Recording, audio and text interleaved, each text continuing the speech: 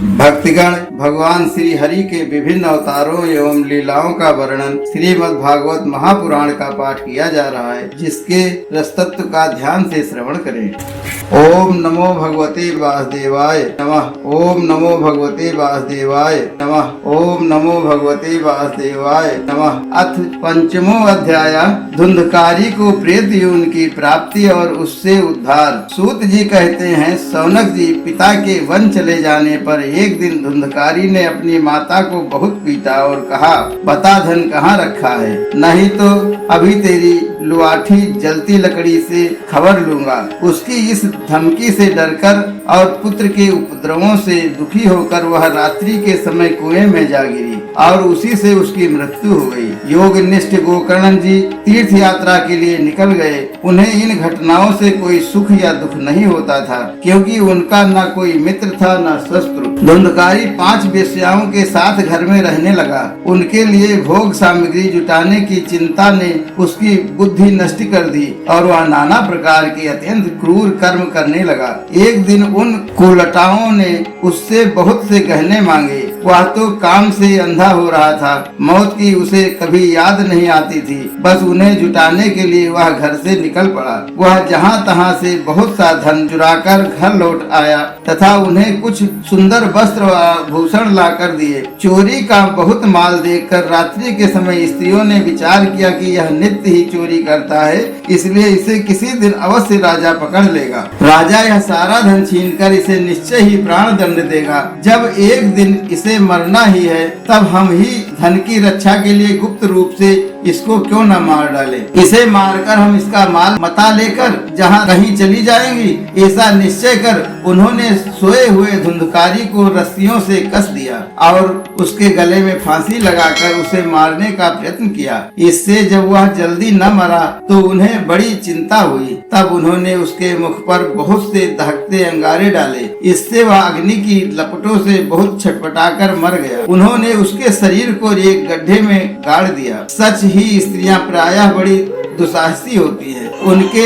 इस कृत्य का किसी को भी पता न चला। लोगों के पूछने पर कह देती थी कि हमारे प्रियतम पैसे के लोभ से अब की बार कहीं दूर चले गए हैं, इसी वर्ष के अंदर लौट आएंगे। बुद्धिमान पुरुष को दुष्टा स्त्रियों का कभी विश्वास न करना चाहिए। जो मूर्ख इनका विश्वास करता है उसे दुखी होना पड़ता है। इनकी वाणी तो अमृत के समान कामियों के हृदय में रस का संचार करती हैं, किंतु हृदय छुरे के धार के समान तीक्ष्ण होता है। भला इन स्त्रियों का कौन प्यारा है। एक कुटिलताएं धुंधकारी को सारी संपत्ति समेटकर वहां से चंपत हो गई। उनके ऐसे न जाने कितने पति थे और धुंधकारी अपने कुकर्मों के कारण भयंकर प्रेत हुआ। वह बवंडर के रूप में सर्वदा 10 दिशाओं में भटकता रहता था तथा शीत धाम से संतप्त और भूख प्यास से व्याकुल होने के कारण हा देव चिल्लाता रहता था, परंतु उसे कभी भी कोई आश्रय न मिला। कुछ काल बीतने पर गोकर्ण ने भी लोगों के मुख से धुंधकारी की मृत्यु का समाचार सुना।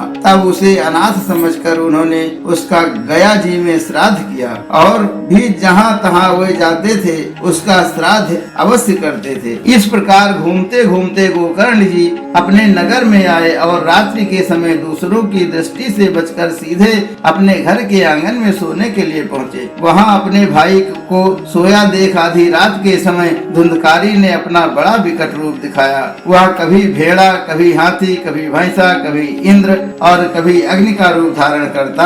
अंत में वह मनुष्य के आकार में प्रकट हुआ। ये विपरीत अवस्थाएं देखकर गोकर्ण ने निश्चय किया कि यह कोई दुर्गति को प्राप्त हुआ जीव है। तब उन्होंने उससे धैर्य पूर्वक पूछा। गोकर्ण ने कहा, तू कौन है? रात्रि के समय ऐसे भयानक रूप क्यों दिखा रहा है? तेरी यह दशा कैसे हुई? हमें बता तो सही। तू प्रेत है या पिशाच है अथवा कोई राक्षस है? सूत्र जी कहते हैं, गोकर्ण के इस प्रकार पूछने पर वह बार बार जोर जोर से रोने लगा। उसमें बोलने की शक्ति नहीं थी, इसलिए उसने केवल संकेत मात्र किया। तब गोकर्ण ने अंजलि में जल लेकर उसे अभिमंत्रित करके उस पर छिड़का। इससे उसके पापों का कुछ शमन हुआ और वह इस प्रकार कहने लगा। प्रेत बोला, मैं तुम्हारा भाई हूँ, मेरा नाम धुंधकारी। मैंने अपने ही दोष से अपना ब्राह्मणत्व नष्ट कर दिया। मेरे कुकर्मों की गिनती नहीं की जा सकती। मैं तो महान अज्ञान में चक्कर काट रहा था। इसी से मैंने लोगों की बड़ी हिंसा की। अंत में उल्टा स्त्रियों ने मुझे तड़पा तड़पा कर मार डाला। इसी से अब प्रेत योनि में पड़कर यह दुर्दशा भोग रहा हूँ। अब दैववश कर्म फल का उदय होने से मैं केवल वायु भक्षण करके जी रहा हूँ। भाई तुम दया के समुद्र हो, अब किसी प्रकार जल्दी ही मुझे इस योनि से छुड़ाओ। गोकर्ण ने धुंधकारी की सारी बातें सुनी और तब उससे बोले। गोकर्ण ने कहा, भाई मुझे इस बात का बड़ा आश्चर्य है। मैंने तुम्हारे लिए विधि पूर्वक गया जी में पिंडदान किया, फिर भी तुम प्रेत योनि से मुक्त कैसे नहीं हुए? यदि गया श्राद्ध से भी तुम्हारी मुक्ति नहीं हुई तब इसका और कोई उपाय ही नहीं है। अच्छा तुम सब बात खोल कर कहो, मुझे अब क्या करना चाहिए? प्रेत ने कहा, मेरी मुक्ति सैकड़ों गया श्राद्ध करने से भी नहीं हो सकती। अब तो तुम इसका कोई और उपाय सोचो। प्रेत की यह बात सुनकर गोकर्ण को बड़ा आश्चर्य हुआ। वह कहने लगे, यदि सैकड़ों गया श्राद्धों से भी तुम्हारी मुक्ति नहीं हो सकती तब तो तुम्हारी मुक्ति असंभव ही है। अच्छा अभी तो तुम निर्भय होकर अपने स्थान पर रहो, मैं विचार करके तुम्हारी मुक्ति के लिए कोई दूसरा उपाय करूंगा। गोकर्ण की आज्ञा पाकर धुंधकारी वहाँ से अपने स्थान पर चला गया। उधर गोकर्ण ने रात भर विचार किया, तब भी उन्हें कोई उपाय नहीं सूझा। प्रातः काल उनको आया देख लोग प्रेम से उनसे मिलने आए। तब गोकर्ण ने रात में जो कुछ जिस प्रकार हुआ था वह सब उन्हें सुना दिया। उनमें जो लोग विद्वान योगनिष्ठ ज्ञानी और वेदज्ञ थे उन्होंने भी अनेकों शास्त्रों को उलट पलट कर देखा तो भी उसकी मुक्ति का कोई उपाय न मिला। तब सबने यही निश्चय किया कि इस विषय में सूर्य नारायण आज्ञा करें, वही करना चाहिए। अतः गोकर्ण ने अपने तपोबल से सूर्य की गति को रोक दिया। उन्होंने स्तुति की, भगवान आप सारे संसार के साक्षी हैं, मैं आपको नमस्कार करता हूँ। आप मुझे कृपा करके धुंधकारी की मुक्ति का साधन बताइए। गोकर्ण की यह प्रार्थना सुनकर सूर्यदेव ने दूर से ही स्पष्ट शब्दों में कहा, श्रीमद् भागवत से मुक्ति हो सकती है, इसलिए तुम उसका सप्ताह पारायण करो। सूर्य का यह धर्ममय वचन वहाँ सभी ने सुना। तब सबने यही कहा कि प्रयत्न पूर्वक यही करो। है भी यह साधन बहुत सरल। अतः गोकर्ण भी तदनुसार निश्चय करके कथा सुनाने के लिए तैयार हो गए।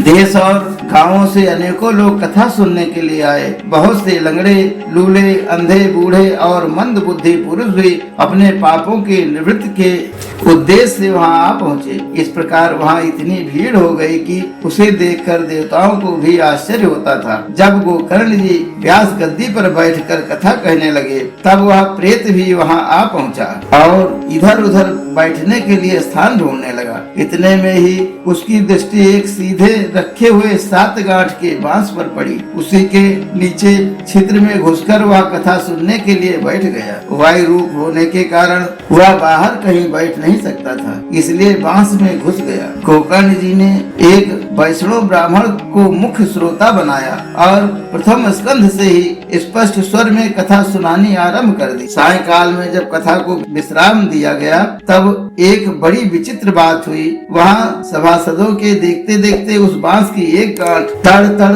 शब्द करती फट गई। इसी प्रकार दूसरे दिन सायंकाल में दूसरी गांठ फटी और तीसरे दिन उसी समय तीसरी। इस प्रकार 7 दिनों में 7 गांठों को फोड़कर धुंधकारी 12 स्कंधों को सुनने से पवित्र होकर प्रेत योनि से मुक्त हो गया और दिव्य रूप धारण करके सबके सामने प्रकट हुआ। उसका मेघ के समान श्याम शरीर पीताम्बर और तुलसी की मालाओं से सुशोभित था तथा सिर पर मनोहर मुकुट और कानों में कमनीय कुंडल झिलमिला रहे थे। उसने तुरंत अपने भाई गोकर्ण को प्रणाम करके कहा, भाई तुमने कृपा करके मुझे प्रेत योनि से की यातनाओं से मुक्त कर दिया है। यह प्रेत पीड़ा का नाश करने वाली श्रीमद् भागवत कथा धन्य है तथा श्री कृष्णचंद्र के धाम की प्राप्ति कराने वाला इसका सप्ताह पारायण भी धन्य है। जब सप्ताह श्रवण का योग लगता है तब सब पाप थर्रा उठते हैं कि अब यह भागवत की कथा जल्दी ही हमारा अंत कर देगी। जिस प्रकार आग गीली सूखी छोटी बड़ी सब तरह की लकड़ियों को जला डालती है, उसी प्रकार यह सप्ताह श्रवण मन वचन और कर्म द्वारा किए हुए नए पुराने छोटे बड़े सभी प्रकार के पापों को भस्म कर देता है। विद्वानों ने देवताओं की सभा में कहा है कि जो लोग इस भारतवर्ष में श्रीमद् भागवत की कथा नहीं सुनते उनका जन्म वृथा ही है। भला मोह पूर्वक लालन पालन करके यदि इस अनित्य शरीर को हष्ट पुष्ट और बलवान भी बना लिया तो भी श्रीमद् भागवत कथा सुने बिना इससे क्या लाभ हुआ। अस्थियां ही इस शरीर के आधार स्तंभ है। नस नाड़ी रूप रस्सियों से यह बंधा हुआ है। ऊपर से उस पर मांस और रक्त थोप कर इसे चर्म से मढ़ दिया गया है। इसके प्रत्येक अंग में दुर्गंध आती है, क्योंकि है तो यह मल मूत्र का भांड ही। वृद्धावस्था और शोक के कारण यह परिणाम में दुखमय ही है। रोगों का तो घर ही ठहरा। यह निरंतर किसी न किसी कामना से पीड़ित रहता है, कभी इसकी तृप्ति नहीं होती। इसे धारण किए रहना भी एक भार ही है। इसके रोम रोम में दोष भरे हुए हैं और नष्ट होने में इसे एक क्षण भी नहीं लगता।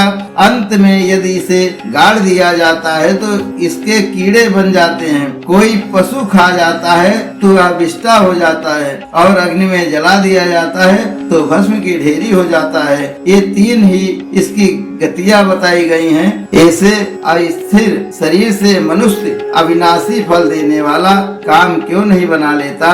जो अन्न प्रातः काल पकाया जाता है वह साय काल तक बिगड़ जाता है, फिर उसी के रस से पुष्ट हुए शरीर की नित्यता कैसी। इस लोक में सप्ताह श्रवण करने से भगवान की शीघ्र ही प्राप्त हो सकती है। अतः सब प्रकार के दोषों की निवृत्ति के लिए एकमात्र यही साधन है। जो लोग भगवत की कथा से वंचित हैं, वे तो जल में बुदबुदे और जीवों में मच्छरों के समान केवल मरने के लिए ही पैदा होते हैं। भला जिसके प्रभाव से जड़ और सूखे हुए बांस की गांठें फट सकती हैं, उस भागवत कथा का श्रवण करने से चित्त की गांठों का खुल जाना कौन बड़ी बात है। सप्ताह श्रवण करने से मनुष्य के हृदय की गांठ खुल जाती है, उसके समस्त संशय छिन्न भिन्न हो जाते हैं और सारे कर्म क्षीण हो जाते हैं। यह भागवत कथा रूप तीर्थ संसार के कीचड़ को धोने से बड़ा ही पटु है। विद्वानों का कथन है कि जब यह हृदय में स्थिर हो जाता है तब मनुष्य की मुक्ति निश्चय ही समझनी चाहिए। जिस समय धुंधकारी ये सब बातें कह रहा था, जिसके लिए वैकुंठवासी पार्षदों के सहित एक विमान उतरा,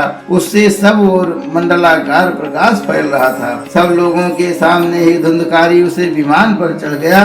तब उस विमान पर आए हुए पार्षदों को देखकर उसने गोकर्ण ने यह बात कही। गोकर्ण ने पूछा, भगवान के प्रिय पार्षदों, यहाँ हमारे अनेकों शुद्ध हृदय श्रोतागण हैं, उन सबके लिए आप लोग एक साथ बहुत से विमान क्यों नहीं लाए। हम देखते हैं कि यहाँ सभी ने समान रूप से कथा सुनी है, फिर फल में इस प्रकार का भेद क्यों हुआ, यह बताइए। भगवान के सेवकों ने कहा, हे मानक, इस फल भेद का कारण उनके श्रवण का भेद ही है। यह ठीक है कि श्रवण तो सबने समान रूप से ही किया है, किंतु इसके जैसा मनन नहीं किया। इसी से एक साथ भजन करने पर भी उसके फल में भेद रहा है। इस प्रेत ने 7 दिनों तक निराहार रहकर श्रवण किया था तथा सुने हुए विषय का स्थिर चित्त से यह खूब मनन निधिध्यासन भी करता रहता था। जो ज्ञान दृढ़ नहीं होता वह व्यर्थ हो जाता है। इसी प्रकार ध्यान न देने से, श्रवण का संदेश से, मंत्र